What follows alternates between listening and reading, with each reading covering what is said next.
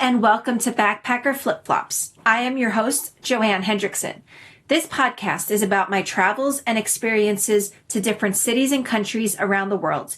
Each episode will be around 10 minutes long. Episodes may range from must-see tourist spots, insider knowledge, historical places, Instagrammable must-sees, running races in the area, filming locations, and everything in between. My goal is to help travelers see and engage in places in a whole new way.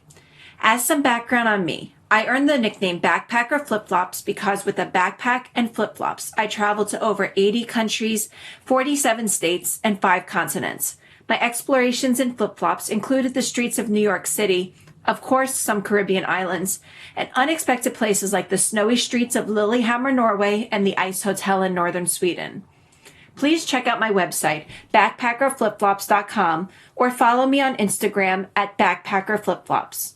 Every month, this podcast will support a different charity or organization. For the month of March, for each subscriber and 5-star review received, I will be donating $1 to For the Kids. This program brings clothing, school supplies, and toys to the children in Manapa and Bacolod, Philippines. Some of these kids do not have running water, electricity, telephone, internet, and for many, this is the first time they've ever even had a toy. The kids who get these items are so thankful for everything they get. You can learn more about For the Kids or make a donation to them by visiting the link on my website, backpackerflipflops.com/giving-back. This first episode is about one of my trips that had a huge impact on my traveling style and taught me several important travel tips I want to share along. Back in 2006, I was studying abroad in Europe and took a weekend trip to Amsterdam with a small group of friends. When you think of Amsterdam, there's probably a few things that come to mind, such as the canals, the red light district, Heineken, or for history nerds like me, Anne Frank. Reading the Diary of Anne Frank was mandatory reading growing up, but I decided to take that learning to another level and read every book my local library had on her.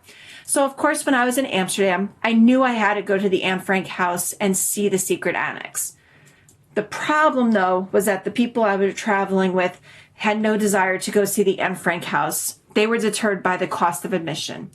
So I was left debating, do I abandon my group and reach this lifetime goal and hope that I can find them some other way? Or do I just walk past it, take a photo, and spend the afternoon at a park? My nervousness kicked in. I was a shy kid growing up, and now here I was in a European city, not knowing the native language, and having the chance to finally see a place I'd spent hours and hours reading about, or to just walk past it. I decided to take that jump and ditch my group and made my way to the museum. I braved the long line filled with somber but eager tourists. As I made my way in, and eventually through the bookcase I'd seen in so many documentaries, my mind was stuck on what happened back here in the 1940s. It gave me chills. As you make your way through the annex, you enter a museum where you can actually see the diaries and learn more about the Frank family. From there, like pretty much every other museum in the world, you enter a souvenir shop before the exit. And that is where this impacting experience should have ended, and I would have had a memorable day. But I decided after everything I saw, I still wanted to know more. And I went up to the desk at the souvenir shop and asked, does Miep Hiss ever come back here? Miep was one of the 4 protectors of the Anne Frank family, risking her life to help the Frank family, Van Pel's family, and Fritz Femfer, while at the same time also hiding someone in her own house. After the arrest in the secret annex, Miep collected the papers of Anne Frank's diary and hid them, hoping to give them back to Anne upon her return. But after Otto Frank found out about his daughter's death, Miep gave them to Otto, and from there, the story of Anne Frank was shared worldwide. As I stood in the souvenir shop at the Anne Frank house, in my signature backpack and flip-flops, asking about a woman who was 97 years old, I think I caught the employees a bit off guard.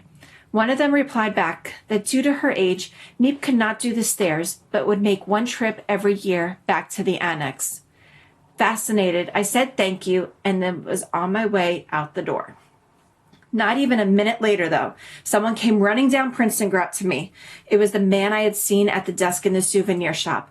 He asked me if I had seen a recent photo of Meep, and I said only in documentaries. He told me to come follow him, and he took me back to the museum entrance, cut me ahead of the line, and had me follow him back up the stairs. There we went to a roped-off area, and he pulled the rope so we can go back.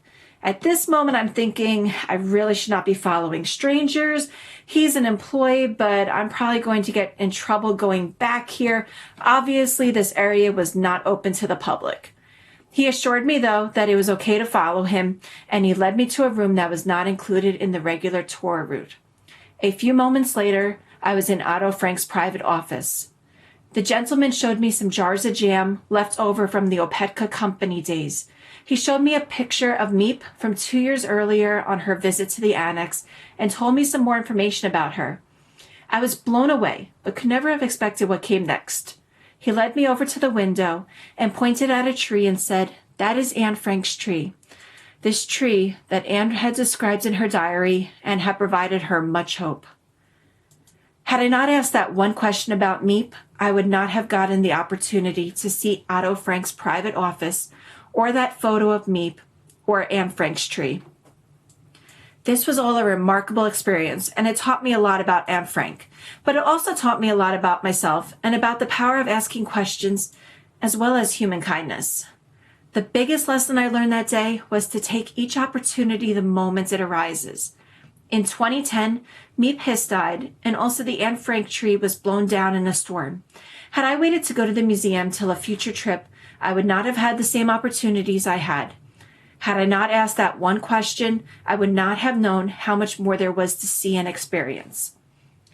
In other travels, I have seen saplings from the Anne Frank tree at the World Trade Center site in New York City, and at the Clinton Presidential Library in Little Rock, Arkansas, and at the Anne Frank Human Rights Memorial in Boise, Idaho. I've been back to Amsterdam since that trip and have walked by the Anne Frank House and Museum, but have not gone back in. I have, however, done research on and done my own Anne Frank tour around Amsterdam with other sites, which I will discuss in a future episode. The best advice I could give to someone who wants to travel is to do it now. The same opportunity may not be available if you wait. Trust yourself to find your way back to your friends and hotels. Now with cell phones, it's a lot easier. Set aside a few dollars for the things you have your heart set on. Don't leave an area with regrets. And you can always return to a place and see it with new knowledge and create new experiences. On my next episode, I'll be talking about what it's like to have dinner in the sky lifted up by a crane in Dubai. Please subscribe to my podcast, Backpacker Flip-Flops, wherever you listen to podcasts. And if you have enjoyed this episode, please subscribe and leave a 5-star review. For every subscribe or 5-star review received this month, $1 will be donated to For the Kids, supporting donations for kids in the Philippines. You can connect with me on my website, backpackerflipflops.com, or follow me on Instagram at backpackerflipflops.